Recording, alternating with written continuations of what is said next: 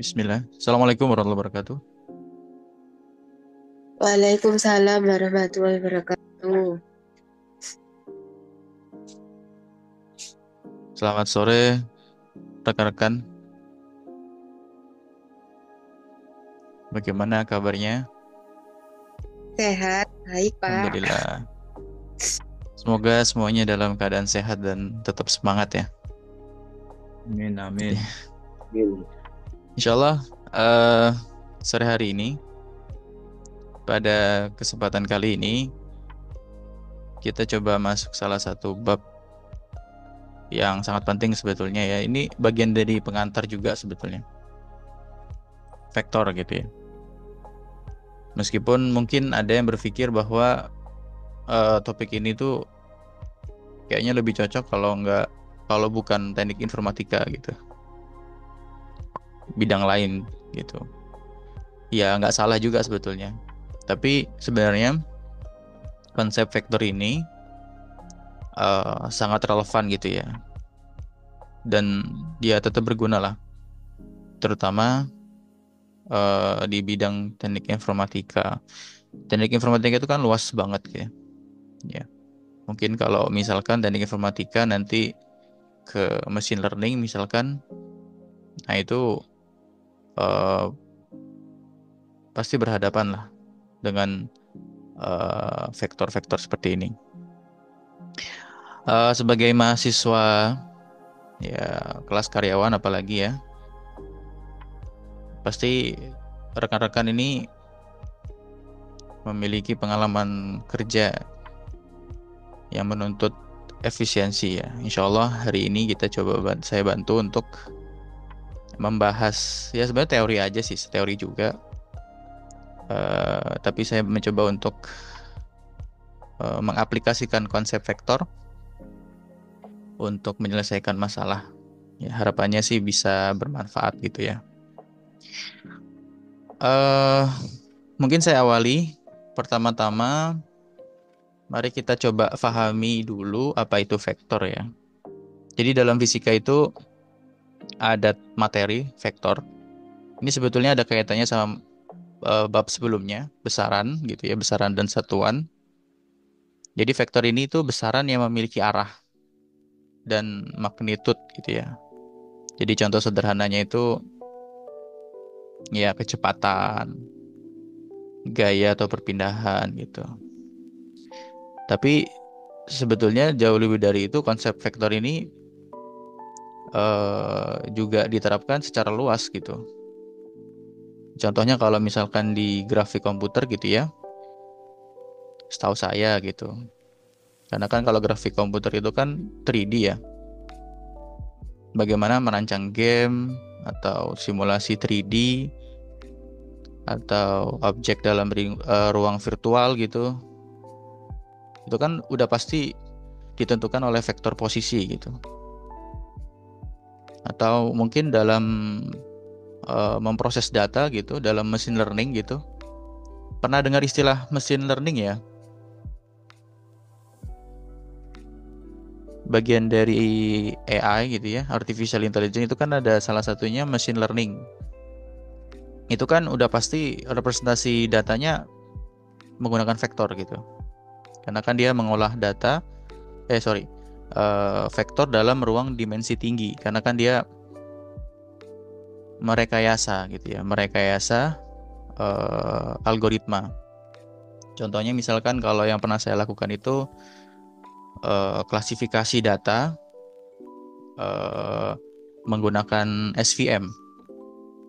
SVM ini support vector machine. Jadi mengklasifikasi data. Kan kalau SVM itu kan mencari hyperlane gitu ya, mencari jarak terjauh dan terbaik.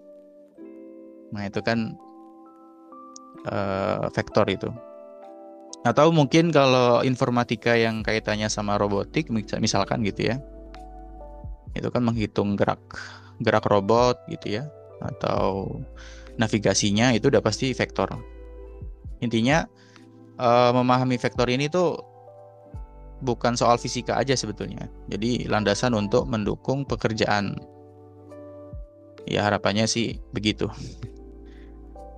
Ya, sebagai mahasiswa teknik informatika, ya adalah beberapa ya menghadapi masalah, misalkan mengolah data gitu ya. Ya, vektor ini memberikan cara yang sederhana dan elegan lah, gitu ya, untuk merekayasa data itu, gitu ya. Ya, sudah saya contohkan misalkan ya tadi ya perpindahan ya, atau menghitung arah dan jarak, atau misalkan dalam algoritma menghitung sudut antar dua arah dan seterusnya. Atau misalkan sebelum kita bahas teorinya, mungkin coba direnungkan gitu, bukan direnungkan sih. Udah pasti kita pernah mencoba GPS ya. GPS. Gimana GPS itu bekerja? Itu kan udah pasti memanfaatkan prinsip vektor gitu. Menentukan lokasi yang akurat. Bayangkan bagaimana vektor itu bisa menjadi sebuah alat gitu ya, yang ngebantu kita untuk memecahkan masalah gitu. Intinya vektor ini tujuannya bisa menjadi apa ya, inovasi dan juga solusi teknologi gitu.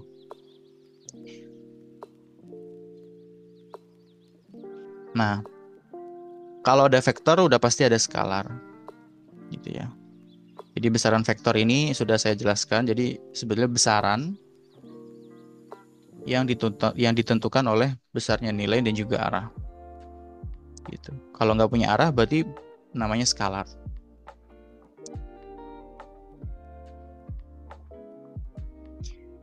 Contohnya misalkan yang vektor ini kecepatan, percepatan, gaya. Ya. Besaran vektor itu dipengaruhi oleh sistem koordinat. Nah, sistem koordinat ini ada beberapa tipe ya. Ada sistem Kartesian, X, Y, Z gitu ya. Ada sistem silindris dan seterusnya. Intinya kalau vektor ini arah dan juga dipengaruhi oleh sistem koordinat. Nah, kalau besaran skalar ini hanya besaran aja gitu ya. Dia punya angka, dia juga satuan. Ya, waktu kan nggak punya arah ya. Suhu, volume, energi itu kan nggak punya arah. Dan tidak dipengaruhi oleh sistem koordinat. Nah, ini penjelasan aplikatifnya ya. Ya, contoh misalkan benda jatuh ke bawah gitu ya. Memiliki besaran gaya gravitasinya 65 Newton ke bawah. Nah, harus ada arahnya gitu ya, ke bawah. Kalau nggak ada arahnya berarti itu bukan vektor. Tapi kalau gaya gravitasi itu udah pasti vektor. Kenapa? Karena jatuhnya ke bawah. Gitu. Jadi ke bawah ini menunjukkan gaya gravitasi yang selalu menarik ke pusat bumi. Ya, sederhananya begitu. Gitu ya. Contohnya misalkan di sini saya kasih contoh misalkan pergerakan vektor drone ya. Nah, drone itu melibatkan, kalau di sini saya tulis 3 sumbu utama ya. Ya, rotasi, 3 sumbu rotasi utama. Ada yaw, pitch, roll. Ya, ini sudah ditentukan dari sananya namanya gitu ya. Jadi yaw itu sumbu Z. Ya, sumbu Z. Yang garis putus-putus ini. Ya, rotasinya pada sumbu vertikal. Misalnya, jika drone itu mengubah arah hadapannya dari ke kanan atau ke kiri gitu ya. Ini hasil rotasi pada sumbu yaw. Gitu. Ada pitch. Nah, pitch ini sumbu Y ya. Ya, kalau yaw tadi Z, kalau Y ini sumbu Y. Jadi rotasi pada sumbu lateral. Ini memiringkan ini memiringkan moncong drone naik atau turun gitu ya. Jadi ini garisnya yang hijau inilah. Nah, Ada juga roll. Kalau roll ini rotasi pada sumbu longitudinal. Jadi ngebikin drone itu miring ke kanan atau ke kiri. Ini gambarnya di sini merah ya. Jadi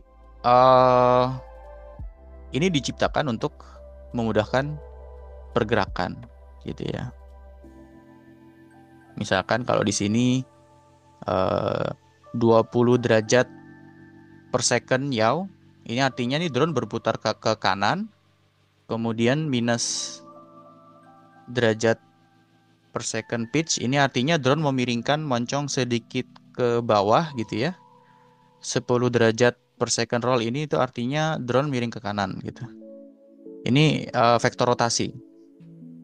Atau misalkan kalau ini mungkin kecepatan, ini kalau pas lagi bergerak gitu ya. Drone bergerak, kalau drone bergerak itu kan udah pasti kombinasi 3 dimensi kan. Nggak mungkin 1 dimensi kan, karena kan ada hambatan udara jadi dia naik turun kan. Udah pasti 3 dimensi. Nah, dengan kecepatan tertentu. Nah, seperti itu. 3 meter per second ini maju ke depan, mungkin agak serong ke kanan sedikit mungkin, atau 2 meter per second ini naik. Jadi pergerakannya itu X, Y, Z gitu, nggak cuma 1 dimensi doang gitu. Jadi ini aplikasi pergerakan vektor untuk drone ya. Jadi poin pentingnya di sini sebetulnya adalah vektor itu punya 3 elemen ya. Besaran, ya nilai yang menggambarkan besaran, gaya atau kecepatan. Nah, kalau di sini drone ini punya kecepatan gitu ya. Terus satuan, udah pasti punya satuan gitu ya. Misalkan Newton, atau kalau misalkan drone ini yaw atau pitch, roll, ini satuan dari drone ya, satuan dari pergerakan rotasi drone. Dan juga arah. Nah, jadi menentukan orientasi vektor ke atas atau ke bawah atau ke kanan atau muter-muter gitu ya. Jadi ini menggambarkan bagaimana memahami pergerakan yang cukup kompleks lah gitu, terutama sistem teknologi di drone ini gitu. Ini baru pergerakannya ya, belum misalkan kalau kita bicara kameranya gitu, kayak misalkan gimbal. Di drone itu kan ada beberapa gimbal ya, kecuali kalau drone itu dikasih GoPro ya. Kalau GoPro kan dia permanen ya, nggak gerak gitu ya. Tapi kalau misalkan kayak DJI atau merek-merek yang tertentu itu dia kan nempel sama drone-nya ya, itu udah pasti pakai gimbal. Nah, itu juga ada pergerakan vektornya juga gitu. Nah, ini mungkin dalam sebuah fisika ya, apapun itu perlu dianalisa sistemnya seperti apa gitu ya. Apapun itu. Kalau ini kan lempar bola. Kalau di buku-buku fisika itu kebanyakan kasih contohnya kayak gini, gerakan parabola ya. Gitu ya. Intinya dalam ini, kalau ini dinamika ya. Ada kinematika, ada juga dinamika. Kalau kinematika itu tanpa arah, tapi kalau dinamika itu dengan vektor ya, dengan arah. Nah, kalau di dinamika itu di mekanika klasik atau di fisika klasik itu ya udah pasti diawali dengan menganalisa sistem gaya kayak gini. Jadi kayak harus diidentifikasi gitu. Dan juga dianalisa gayanya. Gaya gesek kah, atau gaya gravitasi kah, atau gaya jatuh bebas, dan seterusnya. Jadi ini perlu dianalisa. Ini udah biasa kalau di fisika seperti itu. Nah, dan juga di vektor yang sudah saya sebutkan tadi ya. Jadi vektor itu pasti dipengaruhi oleh sistem koordinat gitu, udah pasti. Nah, jadi kalau yang paling sering memang Cartesian. Jadi kalau Cartesian itu udah pasti kita kenal ya, X, Y, Z gitu, terhadap sumbu X, terhadap sumbu Z, terhadap sumbu Y gitu ya. Jadi deskripsinya adalah, jadi kalau sistem Cartesian ini udah paling umum dan paling luas digunakan oleh kebanyakan orang. Komponen menggunakan 3 komponen ortogonal ya, X, Y, Z. Ini merepresentasikan arah gitu ya, 3 sumbu utama gitu. Dan ini 3 dimensi. 3 dimensi. Ya, begitulah kurang lebih. Atau misalkan kalau di sini saya tulis juga nih cylindris coordinate. Ya, jadi ini kalau ini modifikasi dari Cartesian sebetulnya untuk beberapa fenomena lain ya, kayak rotasi gitu ya, atau aliran fluida, aliran air gitu ya, aliran liquid, itu lebih baik menggunakan sistem koordinat silinder gitu. Pokoknya analisa struktur yang lingkar-lingkar gitu ya, itu lebih baik pakai silinder dan juga mungkin spherical, sama aja gitu. Jadi umumnya tuh kalau Cartesian itu 3D ya, ruang umum di ruang 3D gitu ya. Kalau silinder ini pipa gitu ya, pipa atau silinder gitu. Kalau sferis atau lingkaran itu medan gravitasi atau gelombang biasanya gitu. Tapi ini kalau ini udah orang-orang fisika aja lah gitu ya. Mungkin kalau kita mungkin masih di Cartesian aja. Itu ya, nanti kita bahasnya. Nah, ya standarnya adalah ini ya. Jadi standar X-nya digunakan untuk mendeskripsikan vektor. Ini udah pasti tahu lah ya. Kalau ke kanan, semakin ke kanan itu positif. Kemudian ke kiri, semakin ke kiri, negatif. Kalau Y sama, ke atas positif, semakin ke bawah, negatif. Ini hasil pemikiran dari filosof René Descartes. Ya. Nah, kalau di beberapa buku ya vektor itu ditulisnya macam-macam ya. Ya, ini saya ngasih beberapa opsi orang-orang tuh kalau nulis simbol di buku tentang vektor itu ada beberapa variasi gitu ya. Ada yang kasih anak panah kayak gini. Ada juga yang dikasih underline kayak gini. Ada yang dikasih topi ya. VX topi. Nah, kayak gini.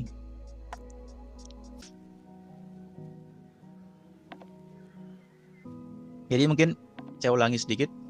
Jadi vektor itu di beberapa buku itu ada beberapa variasi penulisan. Ya, jadi jangan terlalu bingung ya. Tapi juga mungkin di luar yang saya tulis ini juga mungkin ada yang menuliskan mungkin dengan garis aja tanpa arah panah. Itu mungkin ada. Intinya membedakan antara vektor dan skalar itu ada bedanya gitu.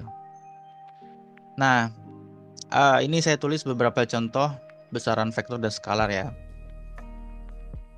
Kalau yang skalar ini sudah saya sebutkan tadi ya, kalau skalar intinya tidak punya arah, ada jarak, ada massa. Sebetulnya yang membedakan itu hanya arah saja. Kecepatan 50 km per jam. Tapi kalau 50 km per jam aja itu bukan vektor. Harus memiliki arah. Kemana? Ya ke utara. Nah itu baru vektor. Begitu juga percepatan atau medan listrik, ya, kecepatan angin dan seterusnya. Nah ini saya gambarkan arah medan magnet positif ya. Kalau positif sudah pasti keluar ya. Kemudian kalau negatif ke dalam. Kalau positif sama negatif maka terjadi tarik menarik. Nah, ini udah masuk ke operasi matematikanya ya. Nah, di sini saya nulisnya intinya vektor itu sebuah besaran yang memiliki arah ya. Nah, ini contohnya dua vektor sama dikatakan sama jika arah dan besarnya itu sama. Ya. Dua vektor tidak dikatakan sama jika arah dan besarnya oh ini saya salah nulis nih. Ya. Jika arah dan besarnya yang pertama kalau nggak sama itu besarannya sama tapi arahnya beda. Ini A dan B ini tidak sama. Arahnya sama tapi besarannya tidak sama. Nah, ini juga A dan B ini tidak sama. Atau besarannya tidak sama, arahnya juga tidak sama, itu tidak sama. Ya, ini teorinya ya. Nah, ini saya tulis ulang gitu ya. Jadi kalau misalkan vektor itu biasanya notasinya itu ada topinya di sini. Ada anak panahnya di sini. Kecepatan terhadap pada bidang 3 dimensi X, Y, Z. Nah, di sini saya juga nulis ya beberapa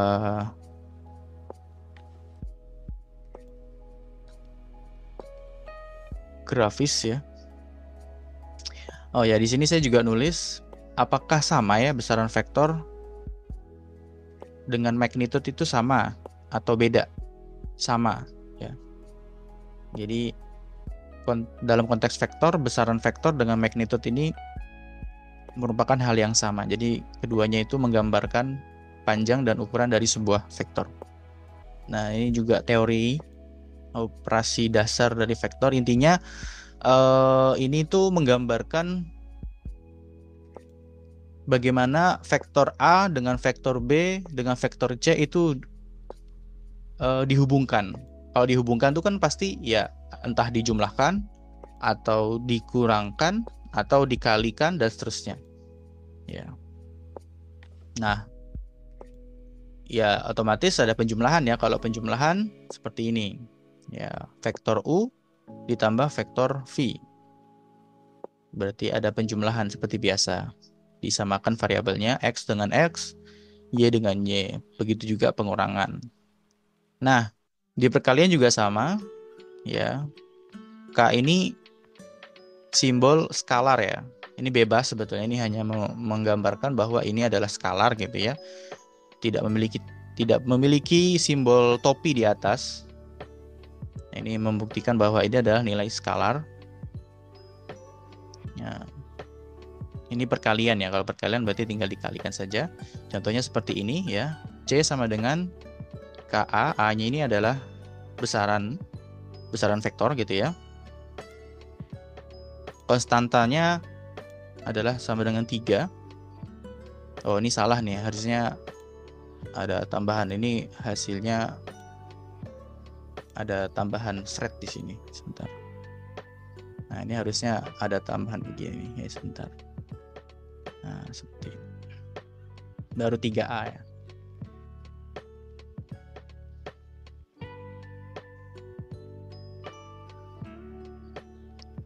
Nah, ini saya kasih contoh misalkan dalam penjumlahan ya. Nah, ini contohnya seseorang mendayung perahu melawan arus sungai. Pada vektor pertama, ya, sebuah perahu berjalan ke utara, ya, dengan kecepatan 5 meter per second. Kemudian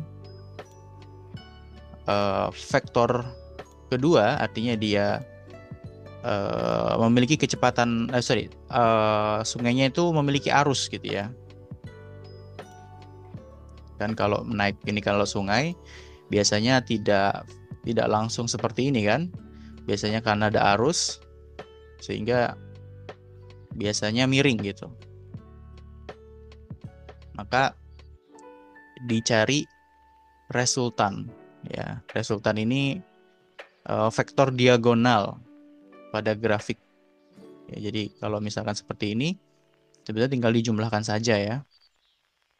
Sebenarnya ada beberapa metode. Ini kalau penjumlahan itu ada metode, tapi tidak saya tulis di sini. Ada jajar genjang, ada segitiga.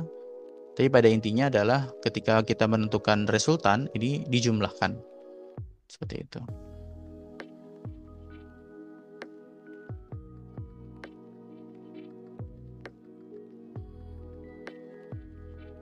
Nah, ini contoh pengurangan vektor ya.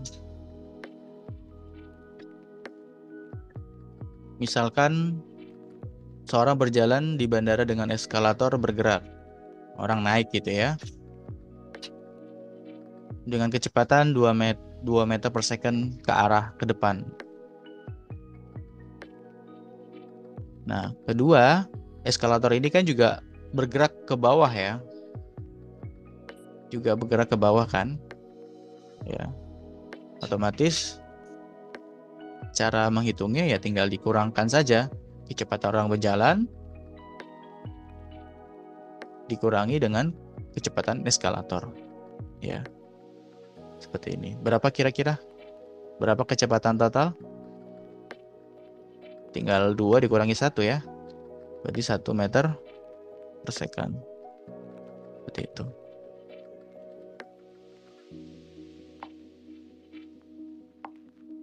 Nah, ini kalau aplikasinya di bandara kan berguna lah ya. Artinya untuk membantu orang-orang supaya lebih moving lebih cepat gitu ya. Apalagi ini belum ditambah faktor beban ya. Gitu.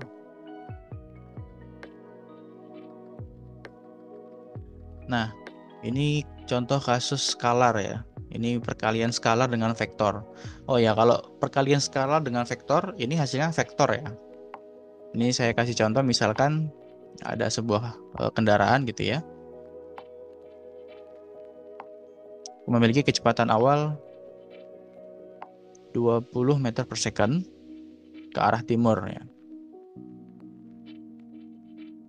Kemudian kecepatan, faktor percepatan, ya, ini konstanta ya, bernilai 2. Mobil ini dipercepat 2 kali lipat gitu ya. Ini tinggal dikalikan saja. Ya. Kecepatan akhir ya, ini biasanya simbol kecepatan akhir ya. V aksen.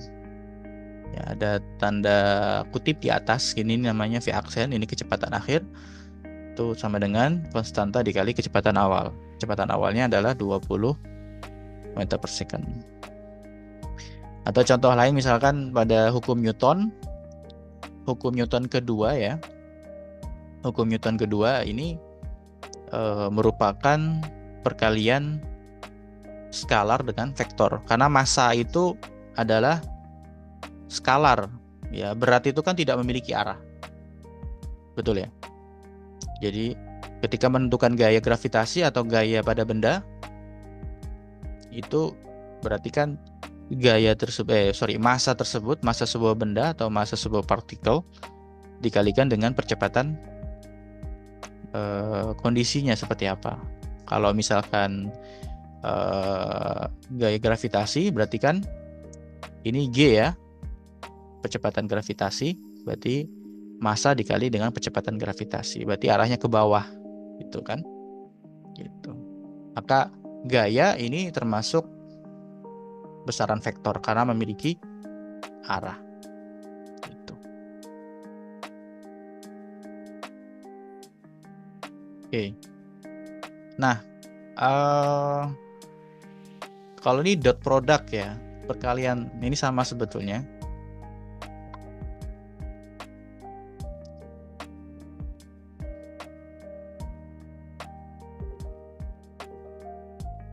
Ini apa sudah habis ya? Oh, nih.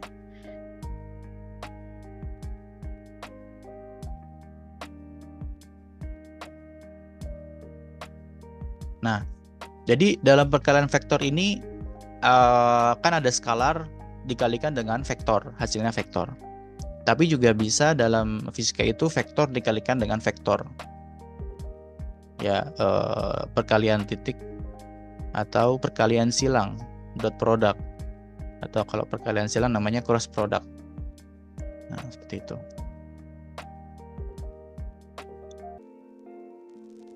Oke, sampai sini dulu ada yang mau ditanyakan sebelum kita bahas lanjutan?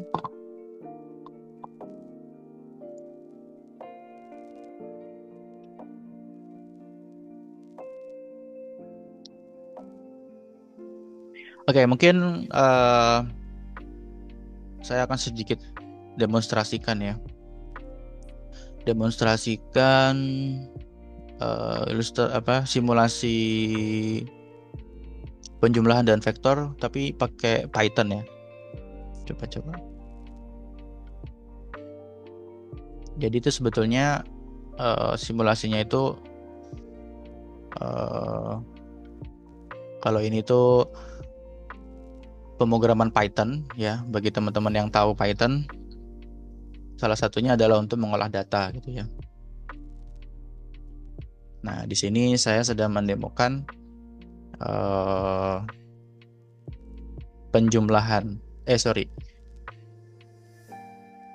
pengurangan vektor ya. Ini saya ceritanya sedang menghitung, ini hanya hayalan saya saja ya. Jadi ceritanya saya sedang menghitung pergerakan lempengan tektonik lah ceritanya gitu. Lempengan A ini saya ilustrasikan di koordinat 2.3. 2 ini. Kelihatan nggak sih? Nah, saya berbesar ya. Jadi di lempengan A ini saya ceritanya itu mengilustrasikan di lempengan A ini pada titik koordinat 2, 3. 2 ini X-nya, 3-nya ini Y gitu ya. XY gitu ya. Ini kebetulan hanya 2 dimensi. Kemudian di lempengan B ini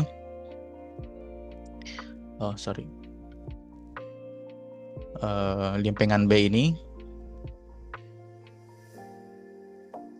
pada titik koordinat 7 dan 8. Nah, kemudian ceritanya saya sedang menghitung vektor arah pergerakan lempengan. Nah, kebetulan ini saya tinggal kurangi lempengan B dikurangi lempengan A. Gitu ya. Nah, hasilnya seperti ini.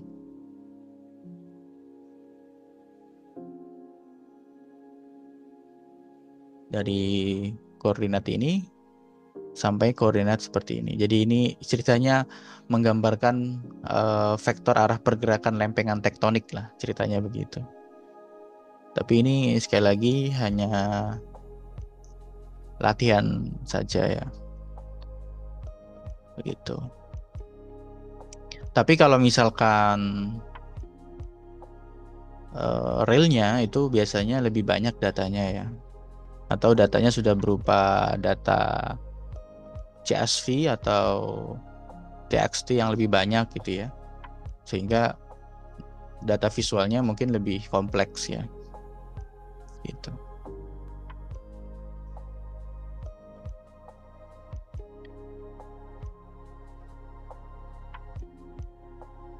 Oke, sampai sini ada yang mau ditanyakan? Baik, terima kasih. Kita cukupkan. Terima kasih semuanya. Assalamualaikum warahmatullahi wabarakatuh. Waalaikumsalam warahmatullahi Waalaikumsalam warahmatullahi wabarakatuh.